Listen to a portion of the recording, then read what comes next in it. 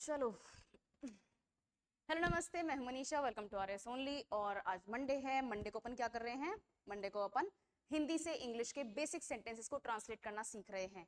क्यों जरूरत है? जरूरत है क्योंकि 10 मार्क्स आपके डायरेक्ट पेपर 4 के हिंदी सेक्शन में से आएंगे, जिसमें आपको हिंदी से इंग्लिश से हिंदी ट्रांसलेट करना होगा। और 10 मार्क्स आपके पेपर 4 के ही सेक्शन बी में से आएंगे, जहां पर आपको इंग्लिश के सेंटेंसेस बनाने होंगे 5 दिए गए हिंदी के सेंटेंसेस को। ठीक है, तो 200 में से 20 मार्क्स आपका डायरेक्ट इसमें से आने वाला है। तो सिंपल सेंटेंसेस आज अपन करेंगे फ्यूचर कॉन्टिन्यूअस। अपन ने क्या कर लिया है? Simple past, simple present, simple future, ये अपन कर चुके हैं। इसके बाद में अपन पास्ट कॉन्टिन्यूअस, प्रेजेंट कॉन्टिन्यूअस कर चुके हैं। आज अपन करेंगे फ्यूचर कॉन्टिन्यूअस। सिंपल सेंटेंसेस हैं, पहले भी इन सेंटेंसेस को आप देख चुके हो, ऐसे ही चलेगा। ठीक है, कोई भी क्वेरी वगैरह होती है तो कमेंट सेक्शन इज ओपन। उसके अलावा डिस्क्रिप्शन बॉक्स में एक गूगल फॉर्म है, उसको फिल करके सबमिट करो। टीम आपको कॉल करेगी, जो भी आपकी क्वेरी होगी, क्वेश्चन होगा, उसका आंसर मिल जाए, उसका आंसर मिल जाएगा। और एक फोन नंबर भी है, ठीक है ना, डिस्क्रिप्शन बॉक्स में ही एक फोन नंबर भी आ रहा है। सो इफ यू वांट कि भाई मैं तो डायरेक्टली कॉल कर लूं, मेरे को तो अभी कोई प्रॉब्लम चल रही है, मैं तो अभी बता दूंगा या बता दूंगी, मेरे तो ये क्वेश्चंस हैं, गुड। नाउ इससे पहले कि अपन क्लास स्टार्ट करें, I have a few announcements for you.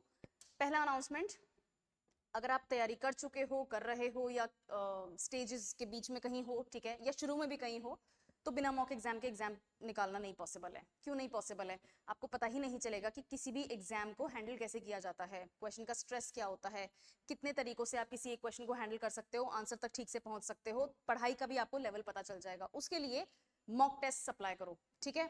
तो मेरे पास 399 रुपीज में अनलिमिटेड मॉक टेस्ट अवेलेबल हैं फॉर प्रीलिम्स, यानी कि आपके MCQ based questions. Subject wise भी हैं, मिक्स टेस्ट भी हैं, so please consider doing this. आपको लगता है कि नहीं मुझे सिर्फ प्री का नहीं चाहिए, मुझे तो राइटिंग प्रैक्टिस भी करनी है, आंसर राइटिंग भी करनी है, तो मेरे पास में मेंस के लिए भी है, ठीक है। आरएस पास प्रो मेंस के लिए है 799 rupees, the same thing, unlimited pre, unlimited mains. कैसे कॉपीज चेक होंगी, सोल्यूशंस कैसे दिए जाएंगे, ये सारे क्वेश्चंस आप कॉल कर सकते हो, उसमें आपको दे दिए जाएंगे। ओके, नाउ एक लास्ट अनाउंसमेंट, उसके बाद में अपन क्लास स्टार्ट करते हैं, ठीक है। ये भी जरूरी है, यू नीड टू नो कि क्या क्या चल रहा है, राइट। इसके अलावा आपको लगता है कि ma'am one on one interaction करना ज़्यादा ज़रूरी है, कुछ ऐसे क्वेश्चंस होते हैं, कुछ ऐसे एक्सपीरियंसेस होते हैं जो यू वांट टू शेयर, या फिर जिनका आंसर आपको चाहिए, तो 12 अप्रैल को सुबह 11 बजे आरएस ओनली के ऊपर एक सेमिनार है इंग्लिश मीडियम स्टूडेंट्स के लिए। मैम सिर्फ इंग्लिश मीडियम स्टूडेंट्स क्यों? क्योंकि भैया हमारे लिए कोई कोचिंग थी नहीं, ठीक है। RS only is the only coaching जो कि इंग्लिश मीडियम स्टूडेंट्स के लिए है, सिर्फ इंग्लिश मीडियम। तो यहाँ पे जो भी टीचर्स वगैरह हैं, एजुकेटर्स जो भी हैं, जो भी स्टाफ है, सब कुछ इंग्लिश एजुकेटेड है। तो कोई भी ट्रांसलेशन वाला काम नहीं हो रहा है। ट्रांसलेशन जो सीखने की जरूरत है वो मैं वैसे ही सिखा रही हूँ, ओके। तो आपकी सारी की सारी जो भी रिक्वायरमेंट्स मार्केट से इंग्लिश मीडियम की होके पूरी नहीं हो पा रही हैं, यहाँ होंगी। उसी के लिए there is a seminar going on, will be happening 12 April को, तो do consider joining, okay, I will also be there. चलो अब स्टार्ट करते हैं। पहली चीज अपन को क्या जरूरत होती है, ये रहा ब्लैक। अपन को क्या जरूरत होती है किसी भी सेंटेंस को ट्रांसलेट करने के लिए? पहली क्लासेस को याद करो, क्या बताया था मैंने? सबसे पहले तो आपको पता होना चाहिए कि टेंस का आइडेंटिफिकेशन कैसे होता है। अब टेंस का आइडेंटिफिकेशन करने के लिए हमें क्या चाहिए होती है? हिंदी के सेंटेंस, इंग्लिश के सेंटेंस में टेंस का आइडेंटिफिकेशन कैसे पता चलता है? हमें वर्ब से पता चलता है, राइट। वही सेम काम हिंदी के सेंटेंस में भी होता है। हिंदी के सेंटेंस में वर्ब कहाँ होगी? एंड में होगी, और उसको क्या कहते हैं हिंदी में? क्रिया कहते हैं, राइट। तो हिंदी के सेंटेंस को इंग्लिश में ट्रांसलेट करने के लिए हमें सेंटेंस के एंड में देखना पड़ता है कि आखिर क्रिया कैसी है, दिखने में कैसी है। हमें वर्ब का पता चल जाएगा, क्रिया से पता चल जाएगा कि कौन सा टेंस है। सबसे पहले टेंस आइडेंटिफिकेशन करेंगे, और सेकंड में हम करेंगे सेंटेंस का स्ट्रक्चर। बेसिक सेंटेंस स्ट्रक्चर जो है वो एक ही तरीके का होता है, subject plus verb plus object, ऐसा ही होता है। Subject verb and object. Verb में अपन दो भाग कर देते हैं, एक तो होती है हेल्पिंग वर्ब और एक होती है main verb, right. Helping verb according to tense बदलती जाती है, main verb according to tense अपना फॉर्म चेंज करती रहती है। सिंपल सी चीज, अगर अपन, एक्सक्यूज मी, सिंपल सी चीज, आज अपन फ्यूचर कॉन्टिन्यूअस की बात करने वाले हैं। तो फ्यूचर टेंस में अपनी हेल्पिंग वर्ब क्या होती है? विल, विल ही होती है। और अब अपन मेन वर्ब को कैसे सेंटेंस में सेट करेंगे फ्यूचर कॉन्टिन्यूअस के लिए? बी प्लस वर्ब, वर्ब के एंड में आई एन जी। मेरे को इस हाथ से लिखना पसंद नहीं है, इस तरह से लिखना पसंद है, okay. Verb plus I N G, तो will plus be plus verb I N G. ये सेंटेंस का स्ट्रक्चर याद रखो। सब्जेक्ट में वो आएगा जिसके बारे में सेंटेंस बात कर रहा है। जनरली नाउन्स या प्रोनाउंस से सब्जेक्ट में अपन नाउन्स और प्रोनाउंस को अपन सब्जेक्ट में प्लेस करते हैं। ऑब्जेक्ट में वो कहानी होती है जो एक्चुअली क्रिया एक्सप्लेन कर रही है कि आखिर हुआ क्या था, ठीक है, किस बारे में बात हो रही है। ओके, चलो पहला सेंटेंस देखते हैं। जब देश सतत विकास लक्ष्यों की ओर बढ़ रहा होगा तब युवा नवाचारों पर काम कर रहे होंगे। ये सेम सेंटेंस अपन ने पिछले हफ्ते भी देखा था मंडे को, राइट। प्रेजेंट कॉन्टिन्यूअस में सतत विकास लक्ष्य, इनको बोलते हैं इंग्लिश में सस्टेनेबल डेवलपमेंट गोल्स। मैम ये कैसे पता चलेगा? ये आपको प्रैक्टिस से पता चलेगा, इसका कोई शॉर्टकट नहीं है। अगर आपको लगता है कि भाई कोई आपको यूट्यूब पे इसका शॉर्टकट बता देगा कि ऐसे आपको याद हो जाएंगे, कुछ ऐसे वर्ड्स हैं यही आते हैं, एक लिस्ट है, नहीं, ये चीज आपको सिर्फ और सिर्फ प्रैक्टिस से आएगी। और ये प्रैक्टिस का बहुत प्राइमरी नाम बता देती हूँ मैं, न्यूज़पेपर्स, राइट। अगर आप हिंदी का न्यूज़पेपर पढ़ रहे हो, एक न्यूज़ पढ़ रहे हो, तो वो सेम चीज इंग्लिश के न्यूज़पेपर में भी आ रही है। बहुत इजीली आप कुछ ही दिनों की मेहनत में ये आइडेंटिफाई कर सकोगे कि कौन सा वर्ड कहाँ पर कैसे लिखा हुआ है।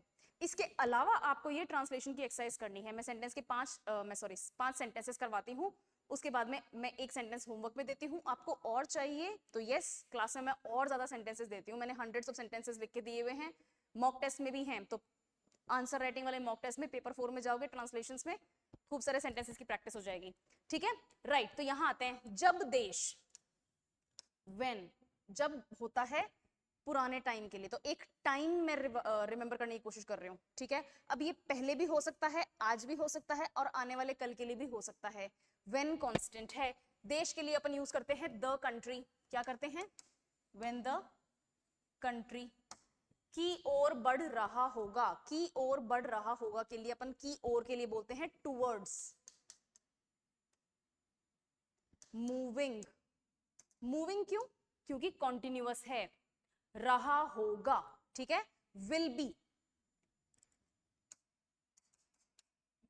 सेंटेंस का एंड हो गया। यहां पे पंक्चुएशन क्या होता है? सेंटेंस को तोड़ता है, तो टेक्निकली पंक्चुएशन से पहले जो भी आया है वो सारा का सारा एक अपने आप में इंडिविजुअल सेंटेंस हो सकता है, ठीक है। तो अगर मैं यहां पर सेंटेंस खत्म करती हूं तो रहा होगा मुझे क्या बताता है? क्रिया बताता है, वर्ब बताता है। और वर्ब से मुझे यहां पे कैसे सेंटेंस का पता चला? रहा होगा। रहा कॉन्टिन्यूअस के लिए आता है, होगा फ्यूचर के लिए आता है, तो फ्यूचर कॉन्टिन्यूअस टेंस है, राइट। भविष्य वाला टेंस हो गया ना ये। हिंदी में कॉन्टिन्यूअस को क्या बोलते हैं? Interesting, I don't know that, okay. जब देश सतत विकास लक्ष्यों की ओर बढ़ रहा होगा, ये एक सेंटेंस हो गया। विल बी मूविंग तक अपन आ जाएंगे। तब युवा नवाचारों पर काम कर रहा होगा, सिंपल सी चीज है। देन द यूथ, मैंने पिछली क्लास में बताया था, यहां पर यूथ जो है वो है तो प्लूरल, लेकिन यूथ प्लूरल में यूथ्स नहीं हो जाता, वो यूथ ही रहता है। चाहे आप एक व्यक्ति की बात करो, चाहे आप लाखों करोड़ों की बात करो, ओके। तो यूथ प्लूरल में भी यूथ ही होता है, लास्ट में एस या ई एस नहीं आता है। नवाचार होते हैं innovations.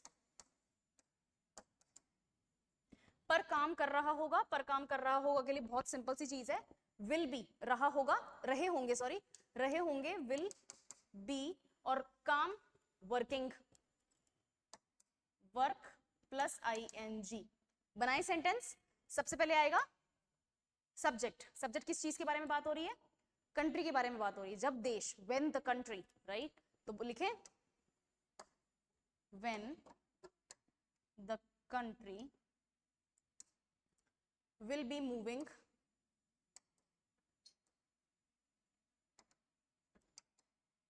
towards, when the country will be moving towards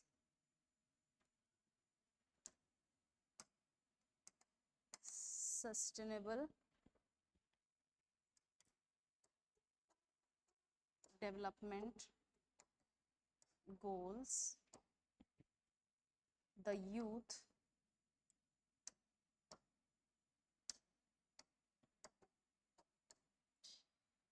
will be working on innovations, will be working on innovations। लो, हो गया sentence, simple, full stop. When the country will be moving towards sustainable development goals, the youth will be working on innovations। Simple sentence, नहीं था difficult, बहुत simple सी चीज है। इतने दिन से अपन एक ही चीज सीख रहे हैं, वर्ड बाय वर्ड एक एक वर्ड को ट्रांसलेट करके लिखो कि क्या होता है, और लास्ट में इन सभी वर्ड्स को एक्यूमुलेट करके एक सेंटेंस में पिरो दो। इतना ही आसान है, ये डिफिकल्ट नहीं है। आपका टेंस सही होना चाहिए। सेंटेंस स्ट्रक्चर में जो भी टेंस आपने आइडेंटिफाई किया है उसके हिसाब से हेल्पिंग वर्ब मेन वर्ब का फॉर्म लगेगा और सेंटेंस बन जाएगा। सी, अब दूसरा सेंटेंस देखते हैं। सरकार डिजिटल इंडिया अभियान को मजबूत बनाने के लिए नए प्लेटफॉर्म विकसित कर रही होगी। सरकार कौन सी होती है? The government. एक और चीज, प्लीज एग्जाम में शॉर्ट फॉर्म्स नहीं चलेंगे। सस्टेनेबल डेवलपमेंट गोल्स पूरा ही लिखना पड़ेगा, एसडीजी से काम नहीं चलेगा। गवर्नमेंट की स्पेलिंग पूरी लिखनी पड़ेगी, जीओबीटी से काम नहीं चलेगा।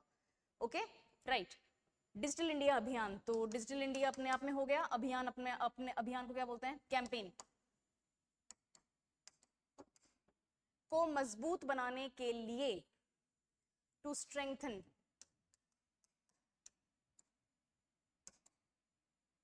बनाने के लिए नए प्लेटफॉर्म्स विकसित कर रही होगी। विकसित मतलब टू डेवलप, कर रही होगी, will be developing. Okay, simple sentence है, इसको लिखेंगे।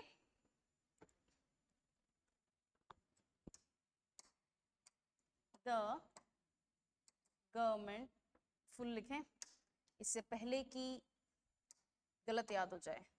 The government will be developing new platforms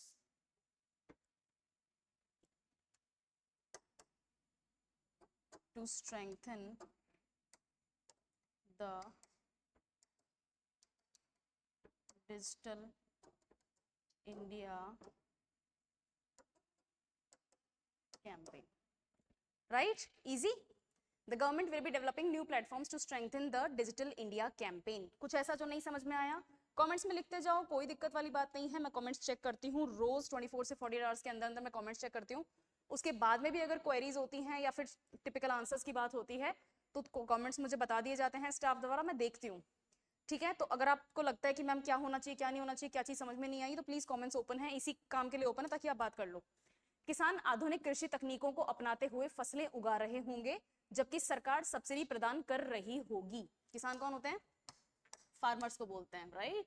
आधुनिक, एडवांस्ड या फिर मॉडर्न कृषि, एग्रीकल्चरल।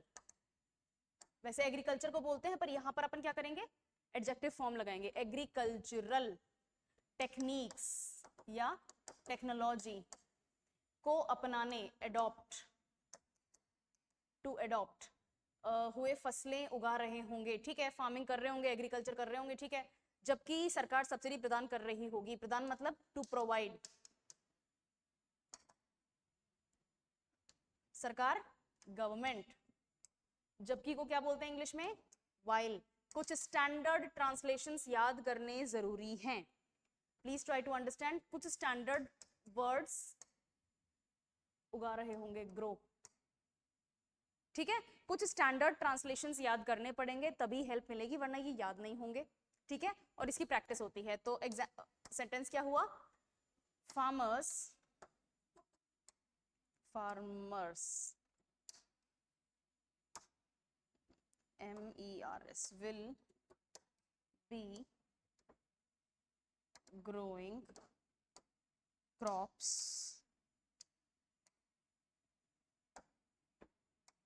क्या हो रहा है? Mistakes. Farmers will be growing crops, बंद करो कॉल करना,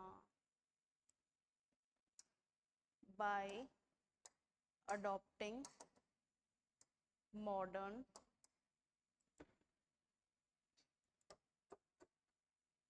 agricultural techniques while the government will be providing subsidies. Good. Farmers will be growing crops by adopting modern agricultural techniques while the government will be providing subsidies. बहुत easy sentence, जो भी अपन ने देखा है उसको एक एक वर्ड इंग्लिश में ट्रांसलेट कर दिया। सही हेल्पिंग वर्ब लगाओ, सही मेन वर्ब का फॉर्म यूज करो, सेंटेंस का स्ट्रक्चर 100% सही रखोगे, सही हो जाएगा, आंसर आपका बिल्कुल ठीक आएगा। पर्यावरण विशेषज्ञ जलवायु परिवर्तन के समाधानों पर चर्चा कर रहे होंगे। पर्यावरण विशेषज्ञ कौन होते हैं? एनवायरमेंटल एक्सपर्ट्स, ठीक है। जलवायु क्या होता है? क्लाइमेट, परिवर्तन इज चेंज, के समाधान सॉल्यूशंस, तो फॉर या टू, ओके। पर चर्चा कर रहे होंगे, ऑन, चर्चा इज डिस्कशन, कर रहे होंगे आपकी क्रिया हो जाएगी, राइट। अगर मुझसे पहले समझ में आ गया कि क्या हो रहा है, क्या करने वाले हैं अपन, तो लिखो कमेंट्स में। Environmental experts will be discussing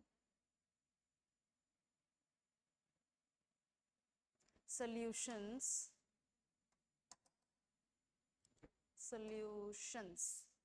silent, go silent, for climate change. Environmental experts will be discussing solutions for climate change. Simple sentence, बहुत छोटा, रोज सुनते हैं अपन न्यूज में, फॉरवर्डेड क्लिप्स में, रोज अपन न्यूज़पेपर्स में ये एक सेंटेंस सुनते हैं कि हम क्लाइमेट चेंज का सोल्यूशन ढूंढने में लगे हुए हैं, और सोल्यूशन पता है लेकिन कोई कुछ कर नहीं रहा है, ठीक है। समझ में आ गया? इजी, बढ़िया।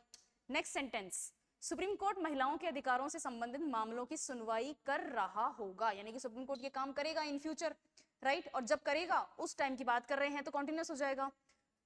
सुप्रीम कोर्ट के लिए इसको डायरेक्ट करते हैं, चलो अपन, है ना। अब थोड़ा सा मैच्योर हो गया है, अपनी प्रैक्टिस हो गई है बहुत ज्यादा, देश में एक ही सुप्रीम कोर्ट है, वही डिस्कस कर रहा है, इसलिए आर्टिकल द सुप्रीम कोर्ट, ठीक है। The Supreme Court will be hearing cases, will plus be, hear plus ING, ठीक है। इतना तो कंफर्म हो गया। इसको पहले लिखते हैं, COURT, will be hearing cases. कोई भी कोर्ट, लीगल या क्वाजी लीगल अथॉरिटी जो होती है, अगर वो किसी शिकायत को सुन रही है, उसके ऊपर फैसला सुनाने की बात कर रहे हैं, या फिर कोई दलीलें चल रही हैं, तो उस प्रोसेस को हियरिंग कहते हैं, ठीक है ना। हैंडलिंग नहीं बोलोगे, डिस्कसिंग नहीं बोलोगे, और क्या होता है, फाइंडिंग सॉल्यूशंस भी नहीं बोलोगे, ठीक है, एंडिंग द प्रॉब्लम भी नहीं बोलोगे, हियरिंग बोलोगे। हियरिंग ही होता है, केस की हियरिंग ही होती है, ओके। और सुप्रीम कोर्ट और कोर्टों में क्या होता है? केस चलते हैं, ये क्या होते हैं? केस की हियरिंग होती है। The Supreme Court will be hearing cases.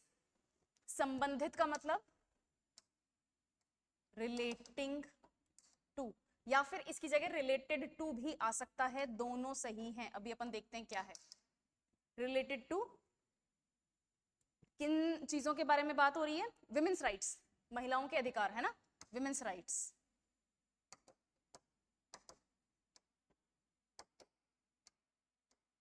Supreme Court will be, the Supreme Court will be hearing cases relating to women's rights. Relating to और रिलेटेड टू दोनों सही हैं, दोनों को अपना अपना महत्व है। मैंने रिलेटिंग टू सिर्फ ये बताने के लिए लिखा है यहाँ पे, ताकि आप कंफ्यूज ना हो जाओ कि आखिर मेरी यहाँ पर वर्ब क्या थी। वर्ब है हियरिंग। लोग रिलेट को कभी कभी वर्ब मान लेते हैं, वर्ब में कंफ्यूज हो जाते हैं और वहां पे लगा देते हैं रिलेटिंग।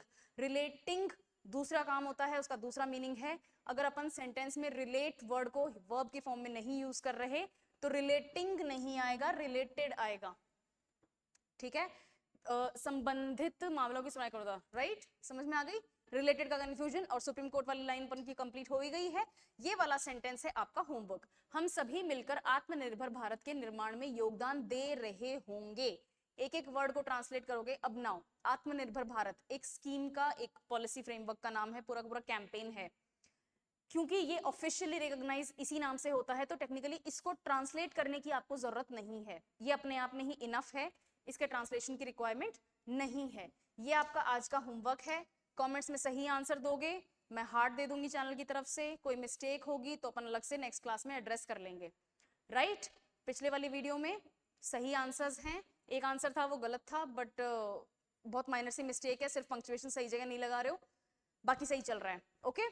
चलो आज के लिए यही इतना ही है, और अपन मिलते हैं हिंदी टू इंग्लिश ट्रांसलेशंस में नेक्स्ट वीक अपन सीखेंगे किस पे चलें, पास्ट परफेक्ट पे चलते हैं, पास्ट परफेक्ट, फिर अपन देखेंगे प्रेजेंट परफेक्ट, फिर अपन देखेंगे फ्यूचर परफेक्ट, राइट। चलो, thank you so much for attending this session, और होमवर्क अटेम्प्ट करो, कोई क्वेरी होती है तो फोन नंबर और गूगल फॉर्म भी अवेलेबल है। Okay, thank you.